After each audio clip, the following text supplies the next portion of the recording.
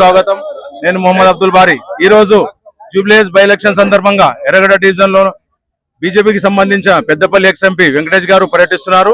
ఆయనతో పాటు చాలా మంది నాయకులు ఉన్నారు. అయితే ప్రచారం ఎలా నడుస్తుందని మాట్లాడే ప్రయత్నం చేద్దాం. సార్, ఎలా నడుస్తుంది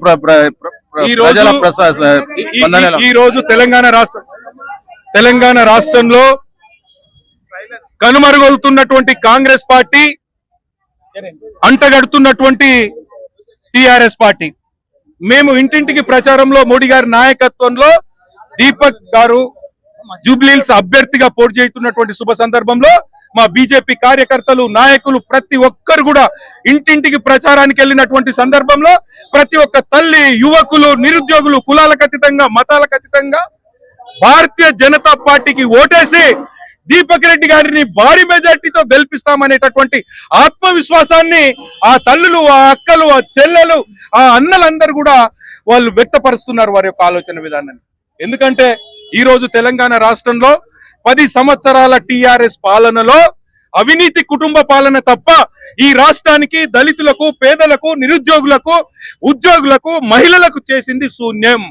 అబద్ధపు హామీలతో ఆచరణకు సాధ్యం కాని హామీలనిచ్చి కాంగ్రెస్ పార్టీ రేవంత్ రెడ్డి గారి నాయకత్వంలో వాళ్ళు అవినీతి 30% దోసుకుంటున్నారు తప్ప ఇచ్చినటువంటి హామీలను ఏ ఒక్క హామీని కూడా నెరవేర్చలేదు. 4,000 దివ్యాంగులకు ఇస్తా అన్నారు, ఫెయిల్ అయిపోయినరు. 4,000 నిరుద్యోగ వృత్తి అన్నారు, ఫెయిల్ అయిపోయినరు. 2,500 మహిళా తల్లులకు ఇస్తా అన్నారు, ఫెయిల్ అయిపోయినరు. యువకులకు 2 లక్షల ఉద్యోగాలు సంవత్సరానికి ఇస్తా అన్నారు, ఫెయిల్ అయిపోయినరు. స్కూటీలు ఇస్తా అన్నారు, ఫీజు రియంబర్స్మెంట్ ఇస్తా అన్నారు. ప్రతి అంశంలో 6 గ్యారంటీలను అమలు పరచడంలో కాంగ్రెస్ పార్టీ ఫెయిల్ అయిపోయింది. కాబట్టి ఈ రోజు జూబ్లీహిల్స్ నియోజకవర్గం అభివృద్ధి చెందాలన్నా, జూబ్లీహిల్స్ నియోజకవర్గంలో శాంతి భద్రతలు ఉండాలన్నా నరేంద్ర మోడీ గారి నాయకత్వంలో పనిచేస్తున్నటువంటి దీపక్ రెడ్డి గారికి ఓటేసి గెలిపిస్తాము అనేటటువంటి ఆశాభావాన్ని ఈ ఎర్రగడ్డలో ఉన్నటువంటి మహిళలు, ఉద్యోగులు, నిరుద్యోగులు, యువకులు ప్రతి ఒక్కరు కూడా మనస్ఫూర్తిగా దీవిస్తా ఉన్నారనేటటువంటి అంశాన్ని సందర్భంగా తెలియజేస్తా ఉన్నారు. ఒక ప్రశ్న సార్, ఇప్పుడు బీజేపీకి సంబంధించినంతా కేవలం మేము హిందూ ఓట్ల పైన ఆధారపడినాం, దళితుల ఓట్లు, మైనారిటీల ఓట్లు మాకు అవసరం లేదు అని మీ మంత్రి ఒక పత్రికా ముఖంగా, సోషల్ మీడియా ముఖంగా చెప్తున్నారు. అయితే మీకు దళితులది, మైనారిటీల ఓట్లు అవసరం లేదా? ఓన్లీ కేవలం హిందూ ఓట్లే అవసరం ఉన్నాయి. ఇది పచ్చి అబద్ధం. ప్రతిపక్షాలు చేస్తున్నటువంటి కుట్ర. మాకు భారతదేశంలో నరేంద్ర మోడీ గారి నాయకత్వంలో పనిచేస్తున్నటువంటి భారతీయ జనతా పార్టీకి హిందువుల ఓట్లతో పాటు ముస్లింల ఓట్లు కావాలి, క్రిస్టియన్ల ఓట్లు కావాలి, దళితుల ఓట్లు కావాలి, గిరిజనుల ఓట్లు కావాలి, అందరి ఓట్లు కావాలి. కాకపోతే నరేంద్ర మోడీ గారి నాయకత్వంలో పనిచేస్తున్నటువంటి భారతీయ జనతా పార్టీ ముస్లింలకు వ్యతిరేకం కాదు, టెర్రరిజానికి వ్యతిరేకం. కాబట్టి ఈ రోజు మా పార్టీలో ప్రేమతో పనిచేస్తున్నటువంటి ముస్లిం నాయకులు ఉన్నారు, దళిత నాయకులు ఉన్నారు, గిరిజన నాయకులు ఉన్నారు. కాబట్టి ఈ జూబ్లీహిల్స్ నియోజకవర్గం రానున్నటువంటి కాలంలో అభివృద్ధి పథంలో దూసుకెళ్లాలి అంటే కేంద్ర ప్రభుత్వం నుండి 100 కోట్లు, 1000 కోట్లు మేం తీసుకొచ్చి అభివృద్ధి చేస్తాం. అదే సునీతమ్మ కోటేసిన అనుకోండి, 10 సంవత్సరాలలో ఎమ్మెల్యే గారు ఏం చేయలేదు. సునీతమ్మ కోటేసినా ఒక్కటే, ఓటు వేయకపోయినా ఒక్కటే.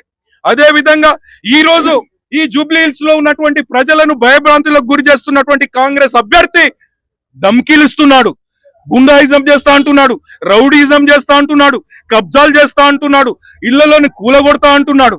మరి ఇదేం పరిపాలన? కాబట్టి ఈ రోజు జూబ్లీహిల్స్ ప్రజానికం తేల్చుకోవాల్సినటువంటి సమయం ఆసన్నమైంది.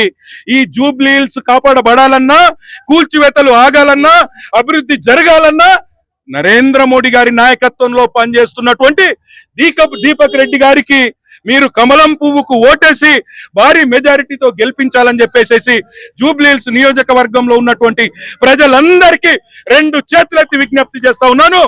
జై భారత్! నరేంద్ర మోడీ గారి నాయకత్వం, కమలం పువ్వు గుర్తుకే. జూబ్లీహిల్స్ को बचाओ, गुंडाराज को हटाओ, జూబ్లీహిల్స్ को बचाओ, జూబ్లీహిల్స్ को बचाओ. Okay, thank you. వెంకటేష్ అన్న చెప్తున్నట్లుగా మాకు దేశమే ప్రథమం, దేశమే ముఖ్యం, అది నరేంద్ర మోడీ గారితో సాధ్యం అనే నినాదంతో ప్రజల ముందుకు వెళ్తున్నామంటున్నారు. కెమెరామెన్ సల్మాన్ తో ఎంఏ బారి, ఎర్రగడ్డ, హైదరాబాద్.